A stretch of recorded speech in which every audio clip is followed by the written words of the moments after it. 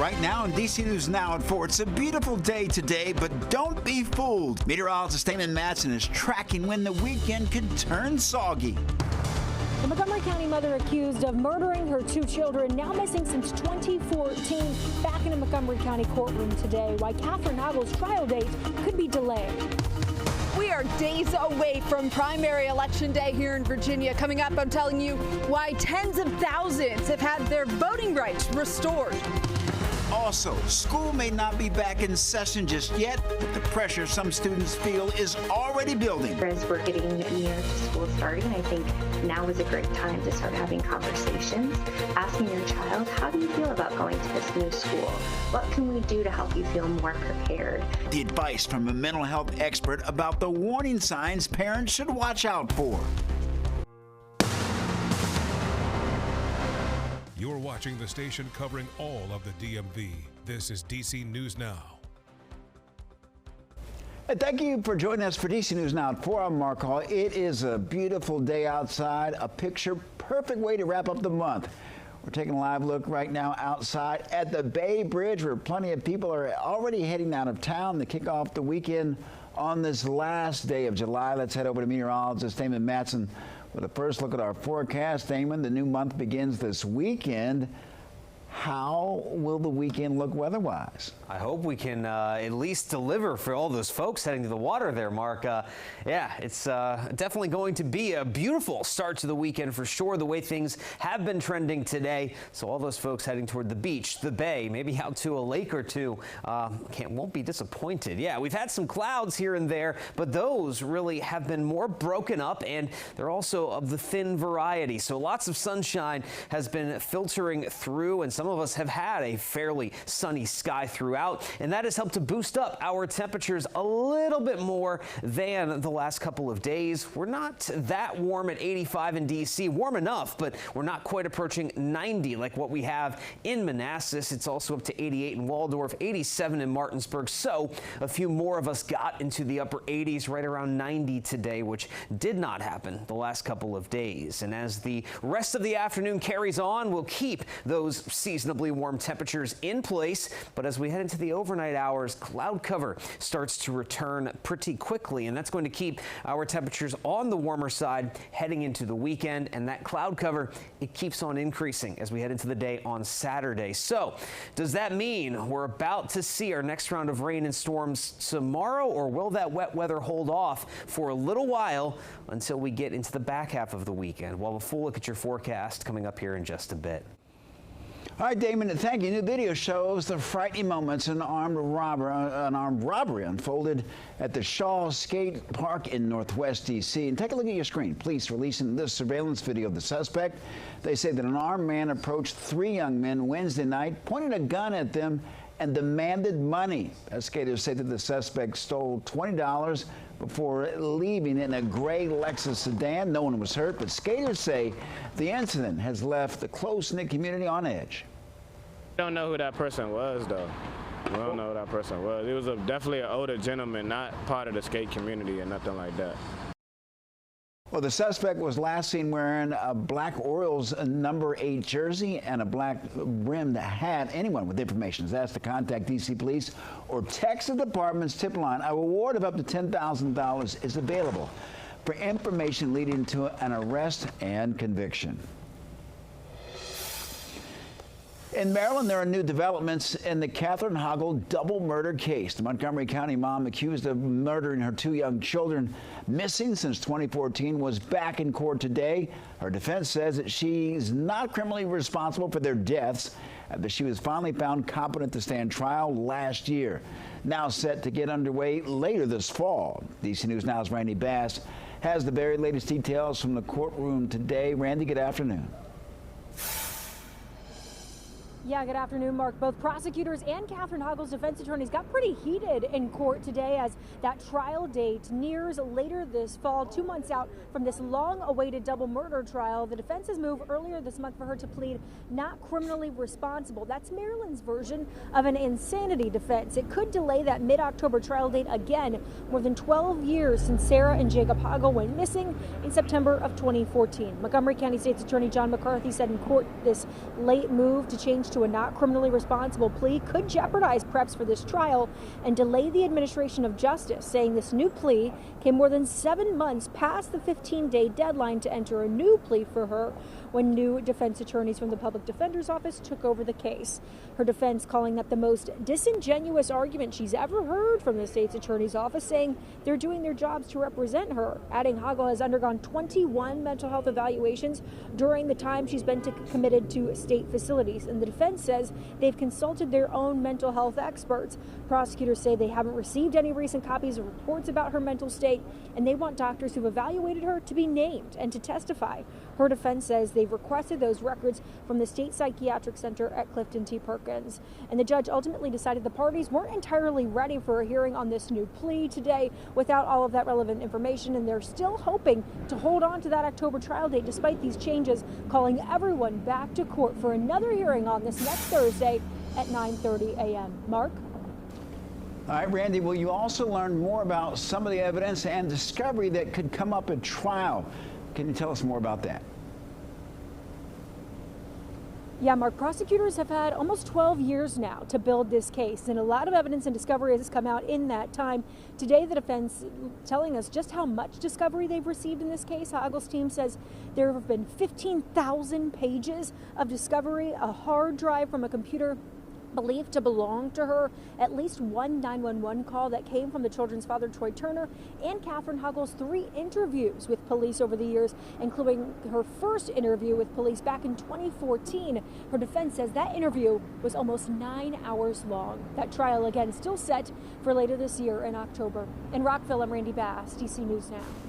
All right, Randy, thank you. Tonight, people planning to gather in remembrance of the missing Manassas Park mother, Mamta Kafle Bhatt. Today marks 2 years since the mom was last seen. Her husband, Naresh Bhatt, is set to face trial for her murder this October, though she has never been found. There's a vigil planned outside of the Manassas Police Department. Another vigil for her is planned at the Nepal Education and Cultural Center in Germantown, both from 6 to 8 p.m. Well, a Maryland woman has been arrested in connection with a deadly hit and run in Foggy Bottom earlier this year. Police say 34-year-old Shania Lincoln was taken into custody on a D.C. Superior Court warrant and charged with involuntary manslaughter.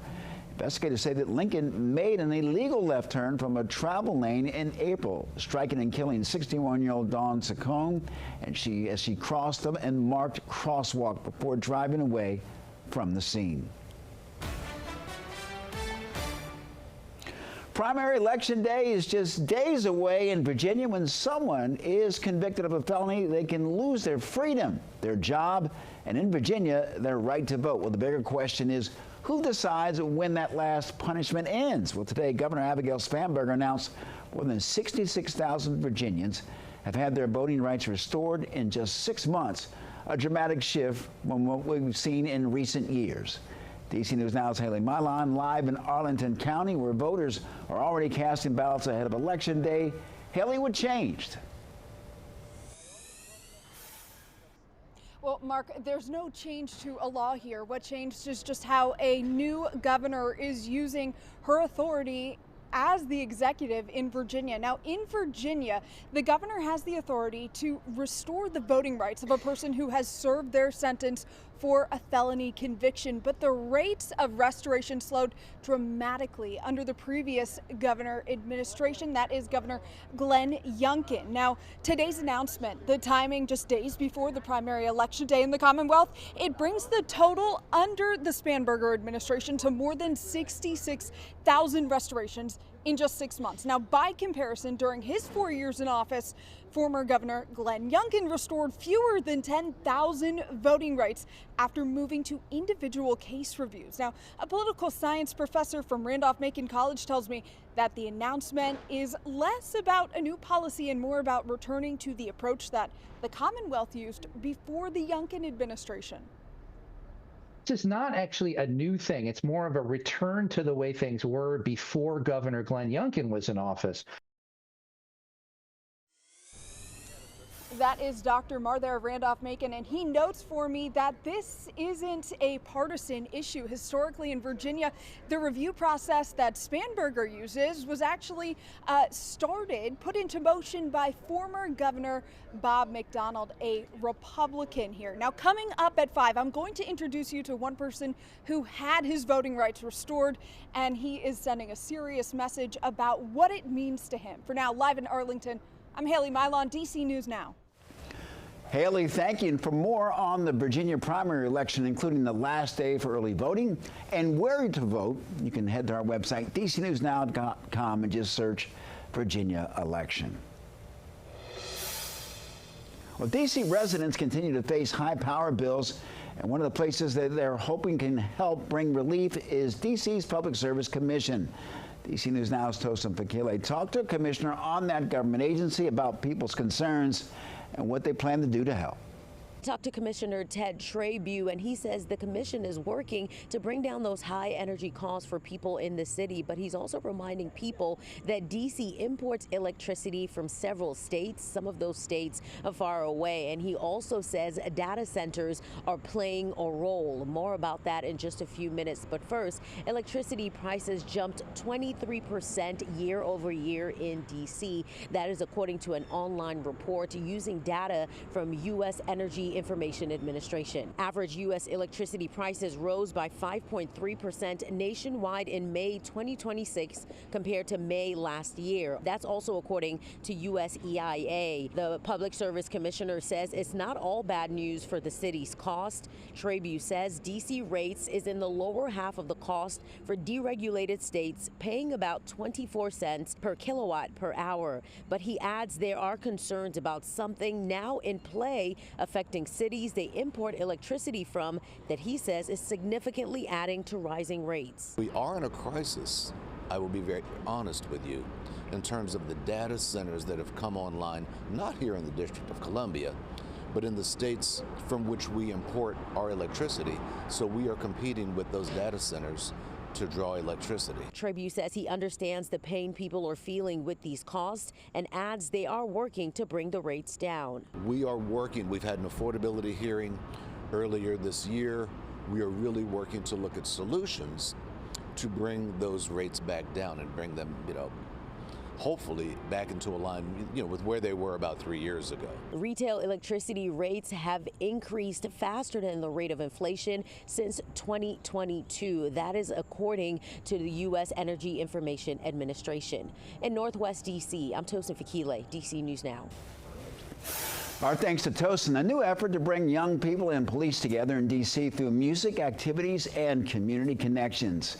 MPD's Youth Advisory Board hosted its first ever Youth Impact Festival today, giving kids and families a chance to connect with police and community partners and also local resources. Now, the event was created by members of the Youth Advisory Board, a group of district students who work with MPD leaders throughout the year to shape their ideas and help shape community programs. Our goal for this event definitely is for the teens, like teens, youth, families, just to come in like for a safe space and like show that not every police officer, not everything that has to do with policing and things of that nature are bad. We're also trying to create that safe space for our young people to be during the summer. Well, organizers say the goal is to build trust and make sure that young people have a voice in the future of their neighborhoods. We're still ahead on DC News Now at 4. A man is behind bars accused of intentionally setting a house fire in Washington County. The charges he's facing, investigators say, led to his arrest. Plus, back to school season is right around the corner. We're stretching your dollar with ways to save the school shopping season.